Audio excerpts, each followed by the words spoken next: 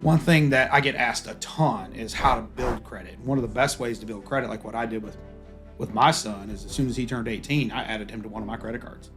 The number one call that I get is, how can I fix my credit really fast? Which what I tell everybody is, you didn't break your credit in a minute. It's not going to get fixed in a minute. Right. In the 25 years or 23 years I've been doing this, I've never seen a credit report like that. And what that really does for them long term is it saves them a ton on interest rates.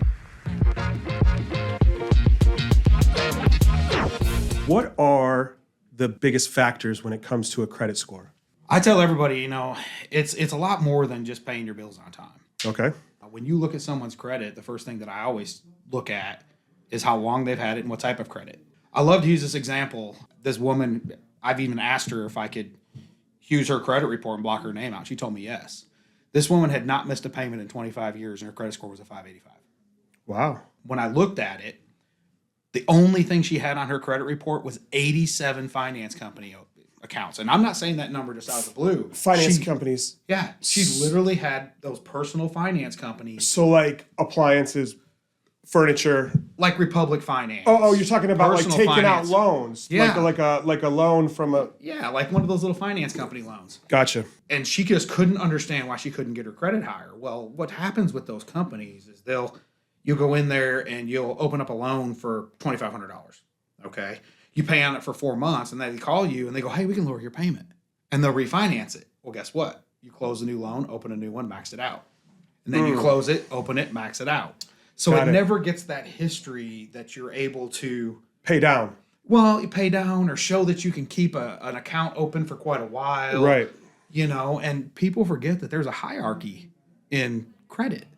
So what are the different types of credit? I mean, I call it like your house loan, your big, collateralized mortgage loans. Okay, those are obviously going to weigh the most on there. And, you miss one of those and it can really hurt you.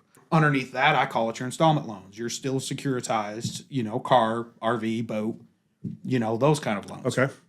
And then underneath that, you have a regular, merchant or retail credit card, I guess, or a non-retail credit card. Like a regular Capital One card, a regular Bank of America card. Okay. And then underneath that, you have your retail and merchant credit cards. Okay. They're your Gap cards, your Kohl's card, your Walmart card. Underneath that. So those are less. So we're going down the most impactful to the least impactful. Okay. So underneath that is the finance companies. Oh.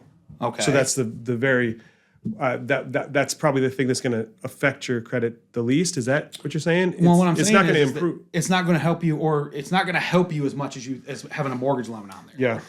Got it. So a few things that somebody's sitting in those situations, like this woman, I told her, I said, here's what you do. Do not refinance that loan. Right. Because these companies called her up, and it was a lot of times they are like, oh, for Christmas we'll give you an extra $250 and lower your payment $50. Well, in the surface, you're like, heck yeah, I'll do that. But she's not looking at the principal. But she's not looking at what that really does to her overall credit portfolio. Right. So I told her, I said, do not finance this loan. She walked into her credit union, got a personal loan, paid that off, got a credit card through her credit union. Okay. 6 months later, she's a 780 credit score. 6 months. Wow. She bought a house, she closed, she's happy. And after being told no for 30 years, nobody ever told her why. And 6 months later, she's buying a house. So there's different types of credit. Mm-hmm. Then what else? Payment history? Payment history, how long somebody's had it. If somebody says, hey, I went and opened up a credit card this morning, so my credit should be great next month. It takes about 6 months for a credit card to really register on somebody on their credit. One thing that I get asked a ton is how to build credit. One of the best ways to build credit, like what I did with my son, is as soon as he turned 18, I added him to one of my credit cards. Okay. So he was added to a credit card that had been open longer than he'd been alive. Okay. So he got to pick up on all that history, So we went and checked his credit the next month, and he's in the 700s. He's 18 years and 1 month old. Yeah. And that kid starts off with a 700 credit score. It's a huge way to kind of give your kids an advantage to push through on that stuff. And that's probably the number one call that I get is, how can I fix my credit really fast? Which what I tell everybody is you didn't break your credit in a minute. It's not going to get fixed in a minute, and it just depends on what you have. Right. And how can I build my credit? Most people just don't know. So then what about the amount to the, like a loan to value or loan to, I don't know what they call it with credit card. What do they call it? It's your ratio to high balance. High balance ratio. Yeah. So, I mean, if you owe if you have a credit card that you went out there and you opened it up today and it's a $500 limit, okay, and you put $475 on it that month, and you're like, well, I paid off every month. You're at a 95% utilization. Right. That's going to hurt your even if you pay it off. Even if you pay it off. And I'll talk about that in just a second on how you can trick the system and help you out on that. Okay. Everybody thinks you have to go out there and use it a whole bunch. I tell everybody, if you're going to do this and you want to build credit, take that credit card, put the first tank of gas each month on it, and then pay it off when the bill comes in. Just a tank of gas. Just a tank of gas. Because now your utilization is, let's say it's $50 for your tank of gas, you got 500, now you're 10%. And it shows that, yes, I've got this card, but I can be responsible with it. Now, if you are one of those people, which I am, I use my credit cards a lot in business, and I have some high balances on there sometimes. Yeah. People don't realize that credit cards do not report to the credit reports on the first of the month. They don't. They report to the credit reports the day that your statement is printed. It's called your statement date. So open up your credit card balance, and on there, let's say your statement date, like the one on my business card, is the 8th of the month. That means on the 8th of the month, whatever I owe gets reported to the credit reports. Whether I pay it in full or not, that's what gets reported. So if you have a credit card that you owe $475 on, and it's a $500 card, that's what gets reported. So I put an alert on my phone on the 4th. To pay before. And I go in there and I pay it down to everything but $50. I'm going to pay it off anyways. I've just gotten to a habit of looking at it on my phone app and hitting make payment and pay it. Right. Because that's what everybody does anyways. Once the statement comes out, they just go in there to the phone app and pay it. Okay. And then I've got a credit line of this much, and I'm only using this much. So that helps with the credit. It helps huge. I mean, I've had several customers I've told that little trick to, and a month later they call me back and they're like, or 2 weeks later. It depends on when that statement date is. Different types of credit. Different types of credit. Payment history. Payment history and length of history. Length of history. The longer you have a card open or a car payment or a house payment, in the 25 years or 23 years I've been doing this, I still remember the woman that I had the highest credit score I've ever seen. She was in the 830s. When I looked at her credit report, it had 2 trade lines, 3 trade lines, a car that had been paid off for 9 years, a house loan that she'd had for 26 years, and a Sears credit card that was opened in 1974 that she owed like $25 on because she bought a garden hose or whatever. Okay. And I've never seen a credit report like that.